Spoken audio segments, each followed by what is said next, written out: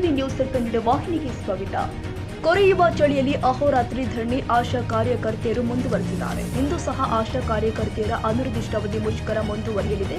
Freedom ಪಾರ್ಕಿನಲ್ಲಿ ನಡೀತಾ ಇರುವ ಆಶಾ ಕಾರ್ಯಕರ್ತೆಯರ ಅನಿರ್ದಿಷ್ಟಾವಧಿ ಮುಷ್ಕರಕ್ಕೆ ಚಳಿ ಗಾಳಿ ಯಾವುದೂ ಅಡ್ಡ ಬರ್ತಾ ಇಲ್ಲ. ಸರ್ಕಾರದ ವಿರುದ್ಧ ಪ್ರತಿಭಟನೆಗೆ ಸಾವಿರಾರು ಸಂಖ್ಯೆಯಲ್ಲಿ ಸೇರಿದ್ದು 15,000 ನಿಶ್ಚಿತ ಗೌರವಧನ ಸೇರಿದಂತೆ ವಿವಿಧ ಬೇಡಿಕೆಗಳಿಗೆ ಆಗ್ರಹಿಸಿ ಮುಷ್ಕರ ನಡೀತಾ ಇದೆ. ಆರೋಗ್ಯ ಸಚಿವರು ಸ್ಥಳಕ್ಕೆ ಬರಬೇಕು ಅಂತ ಆಶಾ ಕಾರ್ಯಕರ್ತರು ಒತ್ತಾಯ ಮಾಡಿದ್ದಾರೆ.